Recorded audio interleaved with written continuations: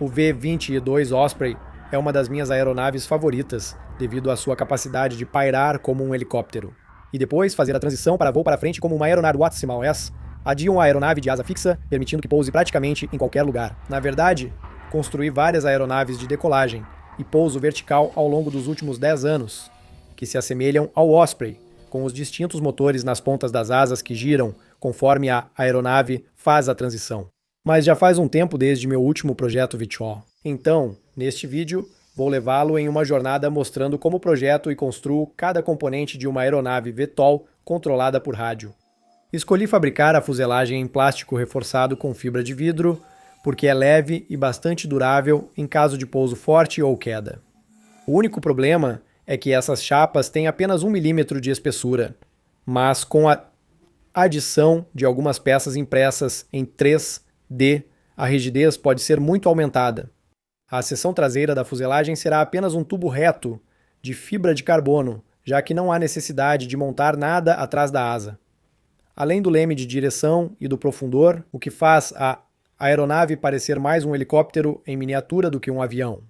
O próximo passo é adicionar os longarinas principais da asa, que usam os mesmos tubos de fibra de carbono que a cauda. E estas são fixadas juntas com alguns componentes impressos em 3D e mais algumas chapas de fibra de vidro para maior resistência, o que dará à asa um ângulo diedro ascendente de 8 graus. Então, a longarina da asa pode encaixar na fuselagem e ser fixada na posição com alguns parafusos, formando uma estrutura forte, porém leve. Isso é importante para este estilo de aeronave VTOL, pois quando está pairando, todo o peso do avião é sustentado pelas pontas das asas, ao contrário de um avião normal, onde a asa tem uma quantidade distribuída de sustentação ao longo de sua envergadura. Falando em sustentação pelas pontas das asas, vamos passar para os suportes dos motores. No passado, experimentei vários mecanismos diferentes para inclinar os motores, como minha primeira configuração com 2 servos, onde um servo grande inclinaria para a transição e um servo menor inclinaria para o controle em pairamento. O que funcionou muito bem, mas também era bastante pesado. Então, na minha segunda VTOL, literalmente parafusei o motor diretamente a um único servo, que fazia tanto a inclinação de transição quanto o controle em pairamento. Minha terceira VTOL também usou um único servo, mas transferiu a rotação através de um par de engrenagens para aliviar um pouco a carga dos rolamentos do servo. E finalmente, minha quarta VTOL, que usou um único servo para inclinar ambos os motores através de um eixo que atravessava a asa, o que era bastante leve, mas não era ideal, pois os motores não podiam inclinar independentemente. Assim, o controle durante o pairamento era limitado. Como esta aeronave tem apenas 2 motores, é como tentar se equilibrar em um banco de 2 pernas. Portanto, para como a aeronave controlar o eixo de arfagem em pairamento, ela deve inclinar esses motores para frente e para trás. Isso funciona criando um deslocamento entre a linha de empuxo e o centro de massa, fazendo a aeronave girar. E quanto mais rápido este motor puder girar, mais responsivo será o eixo de arfagem. E, portanto, uma vez com controle giroscópico, a aeronave será mais estável. Assim, este mecanismo de inclinação foi projetado para ser o mais leve possível, com um servo fixado à longarina da asa para reduzir a massa da parte giratória, na esperança de torná-lo o mais responsivo mecanicamente possível. Então, imprimo em 3D todos os componentes do mecanismo de inclinação e coleto algumas das peças que não puderam ser impressas como uma única peça.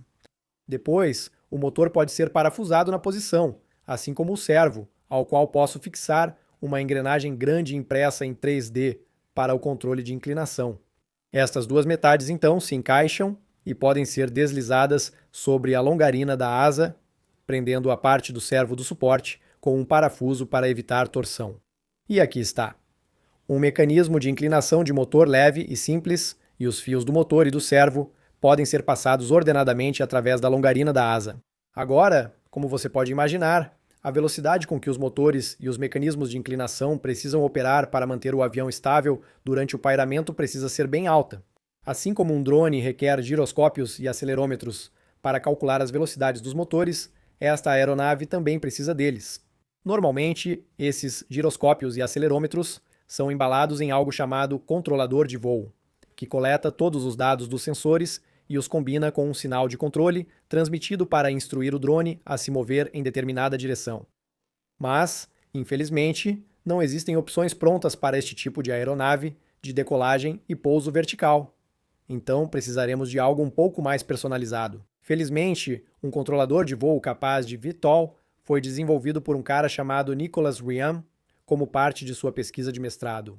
E ele postou vários vídeos no YouTube de todos os diversos projetos nos quais usou o controlador de voo. O funcionamento do controlador de voo dele é o seguinte: ele usa uma pequena placa de processador chamada TINSI, que é combinada com uma placa de giroscópio e acelerômetro para detectar a orientação da aeronave. Essas duas placas eletrônicas são tudo o que é necessário para construir o controlador de voo, e ele executa seu código personalizado, chamado Dreamflight.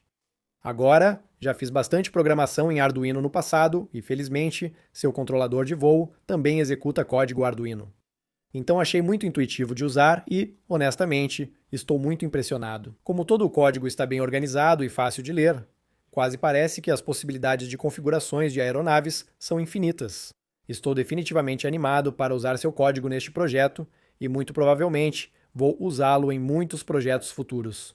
Para simplificar a fiação do controlador de voo, montei os componentes em uma placa de protótipo, o que facilitou conectar todas as saídas do TINSI a conectores para os servos e motores. E com algumas linhas de código de teste, a estabilização giroscópica estava funcionando bem.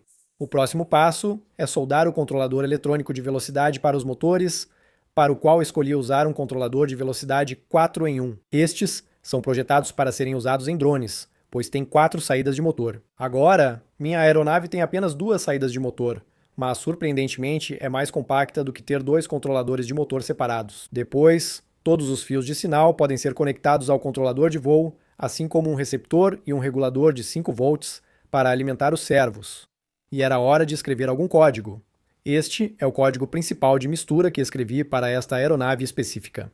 E se você estiver interessado em aprender como funciona, é muito semelhante ao código de mistura que escrevi para a minha VTOL anterior, para o qual vou postar um link na descrição abaixo.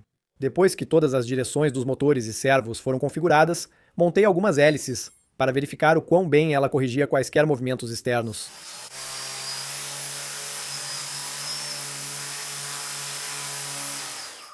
O que não recomendo tentar, pois não é exatamente seguro, mas parece promissor. Hora do primeiro teste de pairamento.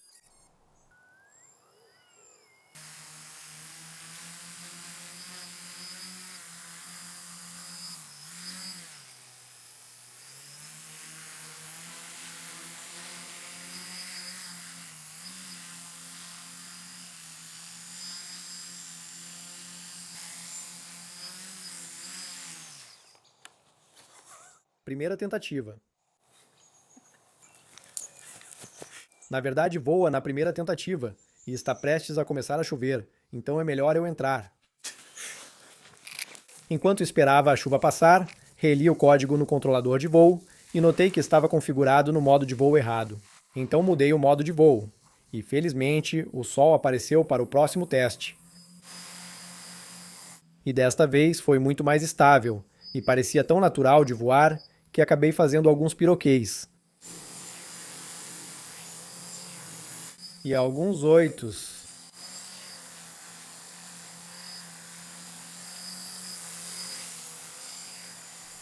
E depois pousei antes de conseguir cair. Agora, tudo o que precisamos fazer é adicionar uma asa e uma cauda a esta coisa e ver como ela voa como avião. Como você pode imaginar, a asa em uma aeronave VTOL é muito importante, pois, ao contrário de um avião convencional, que usa uma pista para decolar e pousar, uma aeronave VTOL tem que fazer tudo já estando no ar. Isso significa que ela precisa acelerar da velocidade zero até a velocidade de cruzeiro da forma mais suave possível, e também desacelerar da velocidade de cruzeiro até o pairamento da forma mais suave possível. Felizmente, existe um site chamado airfoiltools.com, que lista muitos perfis aerodinâmicos diferentes, assim como seus dados de sustentação e arrasto, o que me ajuda a decidir qual usar. Depois de comparar muitos perfis aerodinâmicos, decidi usar um NACA 4412, porque seu coeficiente de sustentação versus gráfico de ângulo de ataque é muito linear entre menos 5 e mais 9 graus de ângulo de ataque. E como vou montar a asa com um ângulo positivo de 3 graus, A aeronave poderá inclinar o nariz para cima ou para baixo em 6 graus em qualquer direção, sem produzir sustentação negativa ou entrar em stall. Como exemplo, aqui está uma asa menos desejável, onde o coeficiente de sustentação cai rapidamente abaixo de 0 grau de ângulo de ataque. Então, agora que a forma do perfil aerodinâmico foi escolhida, qual é a melhor maneira de construir a asa? Bem, no passado, imprimi em 3D nervuras de asa e dobrei placas de espuma ao redor delas para criar uma forma aproximada de perfil aerodinâmico. Mas isso geralmente não é muito preciso, porque a placa de espuma começa a se deformar ao redor das nervuras impressas em 3D. Então, em vez disso, vou imprimir toda a asa em 3D, usando um material chamado PLA Leve. Este material espuma quando é impresso em 3D e pesa 40% do que uma impressão 3D regular. O único problema com este material é que a expansão causada pela espuma torna muito difícil para a impressora criar impressões bonitas. Deixe-me mostrar um exemplo. Aqui está um perfil aerodinâmico sendo impresso com estrutura interna zero, e como você pode ver, a impressora apenas segue um contorno contínuo do perfil aerodinâmico. No entanto, digamos que queiramos adicionar uma nervura interna para aumentar sua resistência, a impressora tem que parar e levantar o bico para se mover até a nervura interna. Isso deixa para trás algum material em excesso, que é empurrado para fora do bico pelo processo de espuma e normalmente é corrigido puxando o plástico de volta para dentro da impressora para impedir a extrusão. Mas isso não funciona com o PLA leve. Para evitar isso, a asa precisa ser projetada para permitir que a impressora desenhe uma linha contínua durante todo o processo de impressão.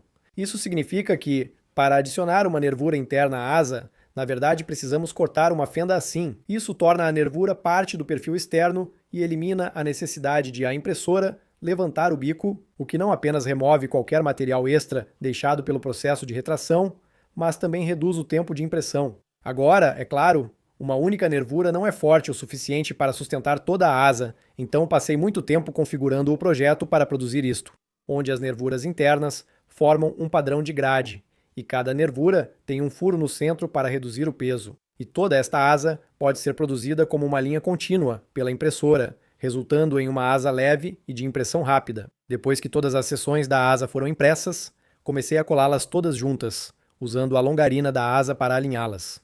Cada metade da asa tem 64 centímetros de comprimento e pesa cerca de 90 gramas cada. O que não é tão ruim, considerando que é um perfil aerodinâmico muito preciso, ou pelo menos muito melhor do que eu conseguiria fazer com outros materiais. Estas asas podem então deslizar sobre as longarinas da asa e depois travar na fuselagem, assim resultando em um design muito modular. Então, se as asas fossem danificadas e precisassem ser substituídas, posso imprimir uma asa totalmente nova em 1 ou 2 dias e simplesmente trocá-las. Você pode notar que esta asa não possui superfícies de controle nem flaps. E isso ocorre porque espero controlar a aeronave, utilizando alguns métodos diferentes de mistura de controles. Então, vamos analisar como esta aeronave se controlará tanto no pairar quanto no voo para frente, começando pelo eixo de arfagem. Como mencionado anteriormente, o controle de arfagem durante o pairar funciona inclinando os motores para frente e para trás, e isso funcionou bem nos voos de teste iniciais. Mas você também notará que o elevador traseiro está se movendo.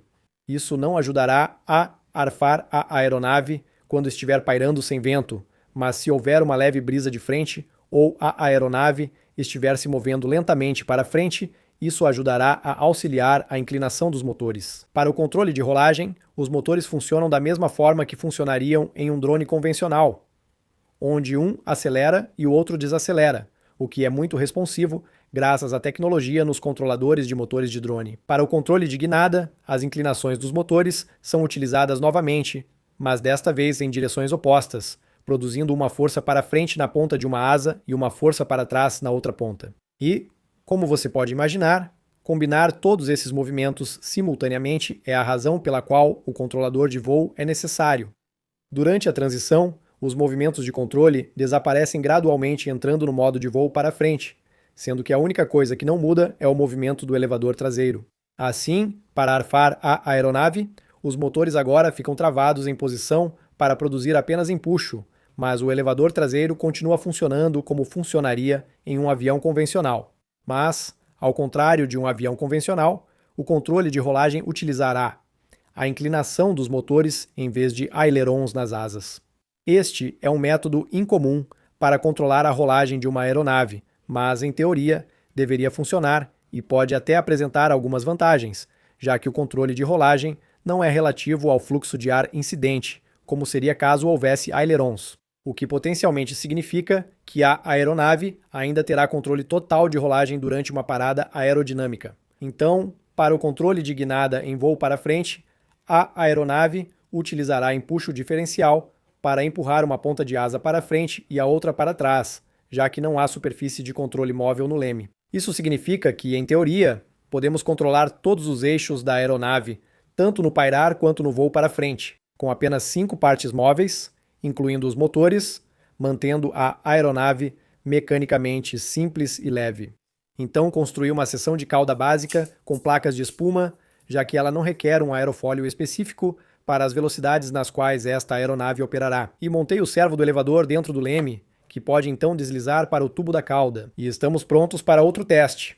Naquele dia estava muito ventando, mas notei rapidamente que um mecanismo de inclinação estava tremendo muito mais que o outro, o que era preocupante, pois a eletrônica deveria mover cada servo na mesma velocidade. No entanto, eu estava desesperado para fazer um voo de teste e levei-a ao campo mesmo assim. Apesar de ser jogada pelo vento, consegui mantê-la sob controle enquanto voava em modo de pairar. Então tentei fazer a transição para voo para frente e rapidamente percebi que tinha praticamente zero controle de rolagem. Então voltei rapidamente para o modo de pairar e pousei com segurança.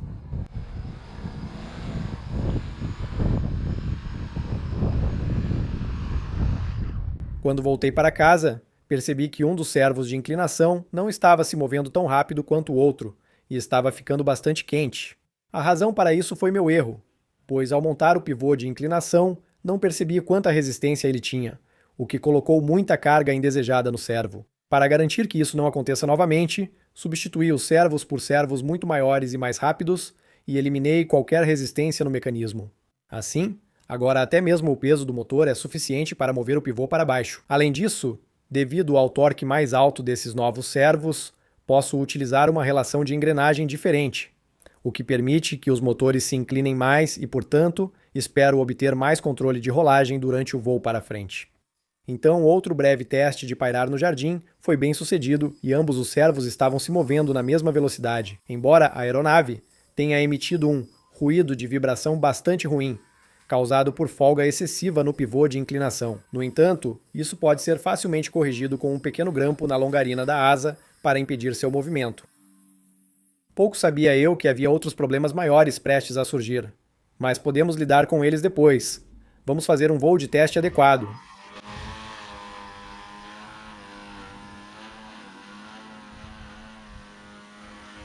Acionar o interruptor de transição no meu controle foi quase perfeito.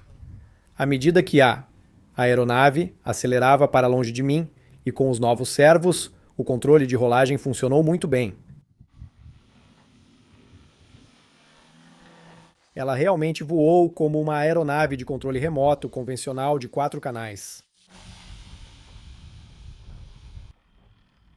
Mas uma coisa que não antecipei é que o baixo arrasto desta aeronave a torna muito difícil de desacelerar para um pairar. Felizmente, no modo de pairar, posso simplesmente voá-la de volta em minha direção como um helicóptero. A próxima transição de saída foi um pouco arriscada, pois configurei a velocidade de transição para girar os motores em cerca de 3 segundos, o que é rápido demais e faz o nariz arfar para baixo. E também preciso praticar as transições de retorno, pois arfar o nariz para cima para perder velocidade resulta em uma rápida perda de sustentação quando a asa para aerodinamicamente. Então, o que está acontecendo com as ondulações nas asas? O PLA leve com que as asas são impressas começa a derreter a aproximadamente 200 graus Celsius e é impresso em 3 dimensões a aproximadamente 245 graus Celsius. No entanto, o PLA pode começar a deformar-se a apenas 50 graus agora. Eu não achei que deformaria tão rapidamente, especialmente aqui no Reino Unido, mas provavelmente não ajuda o fato de ser uma cor escura e fosca. A solução mais fácil para isso é imprimir a asa com um material branco, Mas digamos, se eu a deixasse no meu carro em um dia quente, isso também poderia fazer a asa derreter, mesmo sem exposição direta ao sol, então preciso redesenhar a asa. Esta nova asa tem o dobro do número de nervuras internas, o que significa que a pele externa da asa é melhor sustentada. Mas também redesenhei os furos nas nervuras para se ajustarem melhor ao contorno do aerofólio em vez de furos circulares. Isso resultou em um pequeno aumento de peso de 5,5%, mas deve, esperançosamente, reduzir qualquer deformação. Também imprimi outro projeto que tinha nervuras extras ao longo da envergadura da asa, mas este era 20% mais pesado que o primeiro projeto. Então precisaremos ver como todos eles resistem ao sol. Com uma temperatura ambiente de 34 graus Celsius, montei os 3 projetos de asa, bem como uma versão branca do segundo projeto, e removi a cobertura de sombra para expor as asas ao sol. E muito rapidamente, as asas mais escuras atingiram o limite no qual o PLA começa a deformar, enquanto a asa branca nunca excedeu 40 graus. Após cerca de 30 minutos ao sol, ficou claro que o primeiro projeto estava muito deformado, mas os 2 novos projetos mantiveram-se firmes. Então, escolhi imprimir o segundo projeto com o material branco, pois é apenas um pouco mais pesado que o primeiro projeto, mas deve sobreviver aos raros dias quentes que temos aqui no Reino Unido. Também removi o servo do elevador traseiro da cauda e o montei dentro da fuselagem para mover o centro de massa para frente. Isso eleva o peso final do avião para 1,26 kg, o que não é problema para esses motores, que são capazes de produzir quase 2,5 kg de empuxo cada um. E são os mesmos motores que usei para alimentar uma bicicleta elétrica no meu último vídeo. Além disso, com uma envergadura de 1,3 metros, sua carga alar é aproximadamente a mesma que a deste cubo de controle remoto em fibra de carbono. Mas tenho certeza de que todos concordamos que este VTOL é muito mais legal. Com a nova asa instalada, a aeronave nem percebeu o leve aumento de peso, e a transição para voo para frente foi muito suave, devido à grande quantidade de sustentação e baixa velocidade de parada aerodinâmica. Sempre acho difícil resumir o desempenho de uma aeronave que projetei e construí pessoalmente, pois é claro, serei tendencioso e direi que voa muito bem. Este avião tem suas desvantagens, como a falta de flaps, que dificulta a desaceleração ao fazer a transição de volta para o pairar, e a bateria exposta pendurada na frente provavelmente não é a melhor ideia em caso de acidente. Então talvez eu construa uma carenagem aerodinâmica ao redor dela no futuro. Além disso, pode parecer uma má ideia ter apenas uma superfície de controle móvel no elevador, pois, em caso de falha de motor, o avião não conseguirá virar. Mas, para ser honesto, se um motor falhasse durante um pairar, ela cairia de qualquer forma, e drones dependem completamente de seus motores mesmo assim. Então, em comparação com minhas outras aeronaves VTOL, esta é definitivamente a melhor até agora. O avião VTOL anterior não tinha nenhum controle de guinada no pairar, e a pequena área da asa também o tornava um pouco difícil de voar em voo para frente. O VTOL anterior a esse era muito pesado devido às longarinas de alumínio das asas, mecanismos de inclinação pesados e um aerofólio terrível de placas de espuma. Devo admitir, porém, que o VTOL anterior a esse foi o meu favorito para voar. Tinha uma asa com aerofólio adequado, pois comprei a asa de um kit e a semelhança com o Osprey era bem legal. E finalmente, minha primeira versão de VTOL, na qual não vou me aprofundar, pois vocês provavelmente podem ver que era essencialmente um ônibus voador. Então, levar todas as coisas que aprendi nos últimos anos para construir este novo VTOL definitivamente valeu a pena. Desde os mecanismos de inclinação de motores leves e a asa precisamente impressa em 3 dimensões até o estado da arte da tecnologia de motores de drone. Tenho certeza de que vou revisitar isso novamente em algum momento, quando a tecnologia de drones e as capacidades das impressoras 3 dimensões melhorarem. Mas até agora, esta tem sido a série mais longa do meu canal no YouTube, com o primeiro vídeo de VTOL tendo sido publicado em 2013. Desde então, este canal cresceu muito, graças a todos vocês que querem acompanhar meus projetos. E na semana passada, o número de inscritos neste canal ultrapassou 1 milhão, o que é honestamente tão inacreditável e não consigo agradecer o suficiente a todos vocês. Espero que tenham achado este projeto e vídeo interessantes, e talvez até tenham aprendido algo com eles. A maior parte do trabalho de design foi feita em dezembro e janeiro, quando provavelmente passei cerca de 3 ou 4 semanas apenas projetando a asa. Mas achei que seria o momento perfeito para terminar o projeto e publicar o vídeo a tempo do marco de 1 milhão de inscritos, então muito obrigado por se inscreverem, muito obrigado por assistirem. E vamos para o próximo vídeo. Adeus!